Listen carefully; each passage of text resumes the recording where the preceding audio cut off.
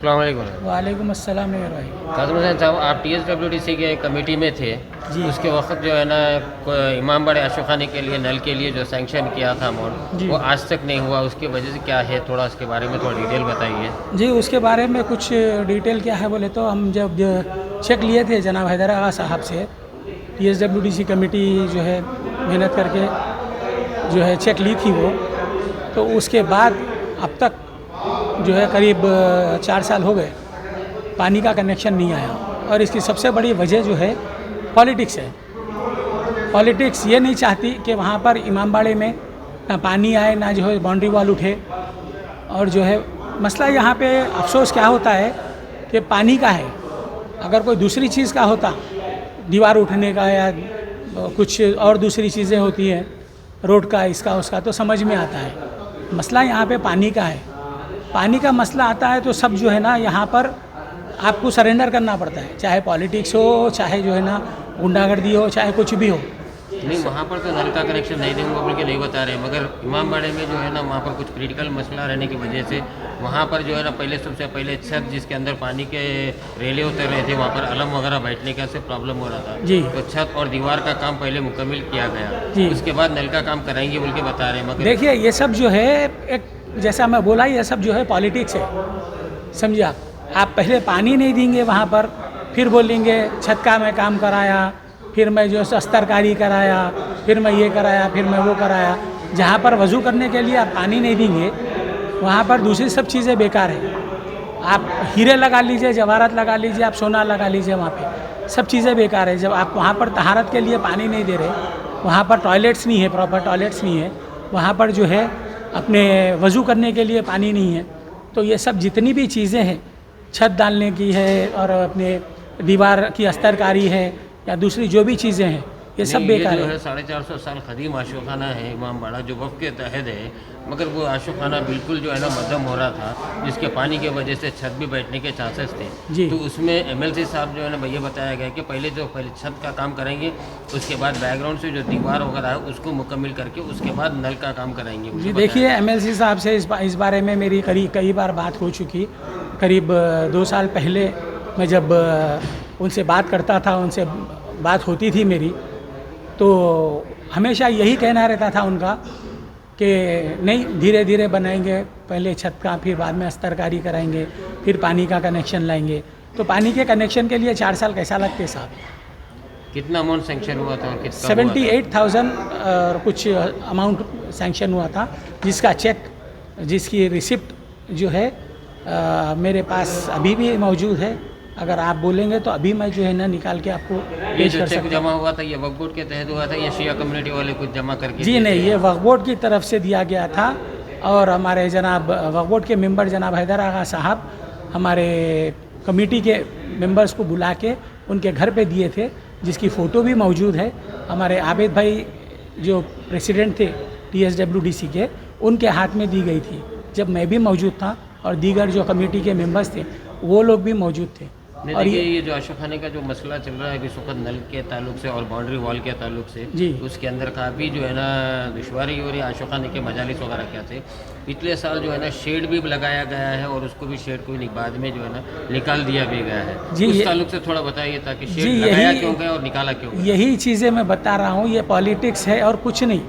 जहाँ पर जो हमारी लोकल पॉलिटिकल पार्टी है, उनका दबदबा है वो एरिया में, वहाँ पर जब हमारे फरीदुद्दीन साहब जो कॉन्ट्रैक्टर है पानी का कनेक्शन देने गए थे, मज़दूरों को लेकर गए थे खोदने के लिए, समझिए आप, वो जब खोदना शुरू करे थे तो मज़दूरों के फावड़े, सब्बल, ये सब उनके हाथ में से छीना गया, खींचा गया, उनको भगाया गया वहाँ से, उनको भगाया गया वहाँ से।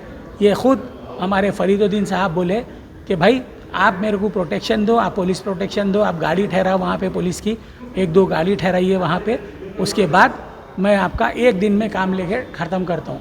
क्योंकि वो खुद परेशान है, वही काम ले लिए कॉन्ट्रैक्ट ये ले लिए, आज तक भी उनका ये कॉन्ट्रैक्ट पेंडिंग है। यानी कि 4 साल से अभी तक नल का इंतजाम नहीं हुआ, पेमेंट ऑलरेडी हो चुकी, हर चीज़ हो चुकी, और ये कॉन्ट्रैक्ट भी दे दिया गया।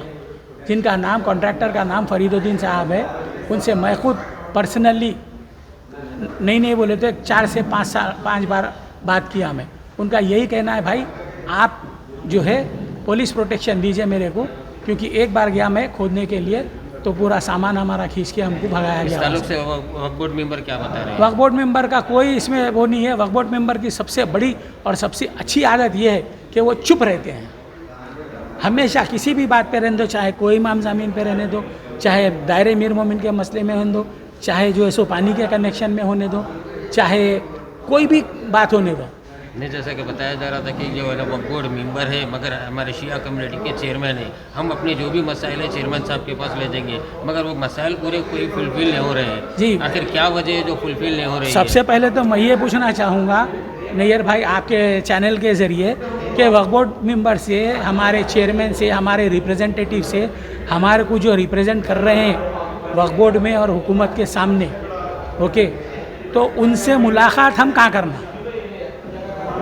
आपको मैं बता दूं कि मैं लेटर डाला हूं वक्फ बोर्ड में, रिप्रेजेंटेशन डाला हूं कि हमारे हैदर आगा साहब से हमको कहाँ मिलना है, किधर मिलना है, तो वो कहते हैं घर पे, वो कहते हैं घर पे। घर शिकायत आ रही है फ़ोन भी नहीं उठाते, घर पे फ़ोन तो उठाते ही नहीं उन्होंने, ख़ासतौर से मेरा फ़ोन। उनका ये कहना है कि मैं रिकॉर्ड करता हूँ फ़ोन। ठीक है भाई, मैं रिकॉर्ड करता हूँ, ओके, समझ में आती है बात। ऐसी क्या ख़ास बात है, ऐसी क्या चोरी की बात है, ऐसा कौन सा डाकू की बात है, कौन सी मतलब गलत बात है जो आपको परेशानी हो रही कि मैं रिकॉर्ड करता हूँ बात? क्या आप कोई गलत काम कर रहे जिससे आप डर रहे रिकॉर्डिंग से?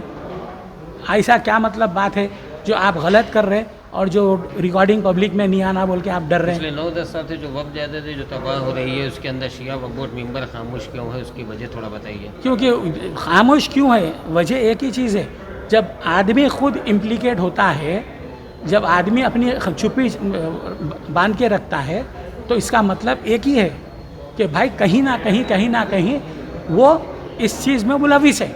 मैं खुली बात कह रहा हूँ आपसे। आपको अभी मैं बताता हूँ, अंबर पेट के जो है अपने आशुर खाने से लेके नक्कर खाने से लेके वहाँ का आशुर खाना टूटा अंबर पेट का, इन्ना लिल्लाहि व इन्ना इलैहि राजिऊन। जिस दिन नक्कर खाना टूट रहा था रात में, समझिए आप, वो लखनऊ में थे। मैं लखनऊ में यासूब अब्बास साहब से फ़ोन करके बात करके पूछा, तस्दीक करने के लिए, खुलासा करने के लिए कि वो वहाँ पर है या नहीं है। जब वो आने के बाद फ़ौरन 1-2 आदमी को लेके गए वहाँ पर आशुर खाने के पास ठहर के इन्ना लिल्लाहि व इन्ना इलैहि राजिऊन पढ़े और ख़त्म। उसके बाद बस जज्बाती बातें नहीं, यहाँ पे बनना चाहिए। नारायणपेट का आशुर खाना भी वही, इन्ना लिल्लाहि व इन्ना इलैहि राजिऊन, नहीं आशुर खाना यहीं पे बनेगा, यहीं पे होगा, हम देखेंगे, हम हुकूमत से ये करेंगे, उसके बाद कुछ नहीं। अब मैं आपको ये बता दूं कि नक्कर खाने के 1 करोड़ 25 लाख रुपए कंपनसेशन मिला। आज तक उसका कोई डिटेल, किसी भी किस्म का कोई डिटेल ना कोई कौम को नहीं मालूम है, कौम के एक बंदे को नहीं मालूम है। हमको मालूम है क्योंकि हम जो है आते जाते रहते हैं, हम काम देखते रहते हैं और जो है RTI डालते रहते हैं। हमको मालूम है 1 करोड़ 25 लाख रुपए वहाँ के सैंक्शन हुए। अब वो 1 करोड़ 25 लाख रुपए कहाँ है, किसकी जेब में है, किसकी जेब में है और उससे क्या कर रहे हैं? अगर वो इतने साल हो गए, 2 साल तो हो गए कारखाना जो है सो टूट के, समझिए आप, वो 2 साल में 1 करोड़ 25 लाख रुपए कहाँ गए? सब इस वक्त इमाम ज़मीन पहाड़ की कमेटी के सदर भी बने हुए हैं वहाँ पर। जी बिल्कुल, मगर उसके बावजूद भी वहाँ के जो लैंड ग्रैबर्स है उनसे कुछ बचाया नहीं जा रहा। बिल्कुल कोई इमाम ज़मीन कमेटी के उन्होंने सदर है। ये चीज़ जो है पेपर तकरीबन किसी को मालूम नहीं थी। अल्हम्दुलिल्लाह वक्फ बोर्ड से पूरे जानकारी लेके करके मैं जो है वहाँ से पेपर निकाला कि कमेटी के कौन से मेंबर्स हैं, कौन कौन है, समझे आप। जब निकली बात, हैदर आगा खुद वहाँ के प्रेसिडेंट है। सबसे पहले तो मैं ये बता दूं कि वक्फ बोर्ड के मेंबर होने के बाद वो प्रेसिडेंट कैसा रह सकते, चलिए ये ठीक है।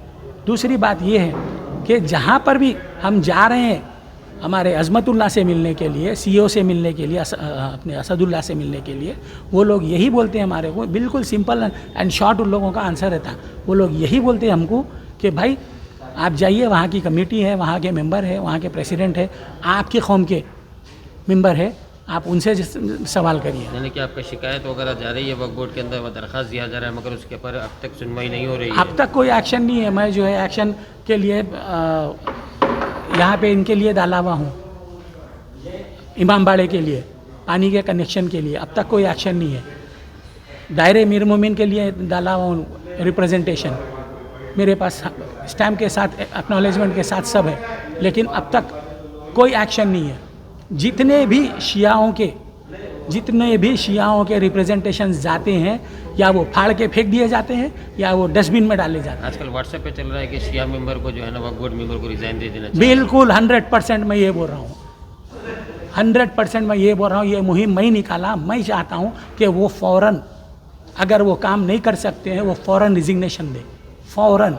उनका कहना ये है कि मैं क्या कर सकता हूँ, मैं तो अकेला हूँ। जब आप अकेले हैं, आप काम नहीं कर सकते, तो सिंपल एज इट कि आप रिज़ाइन कर दें।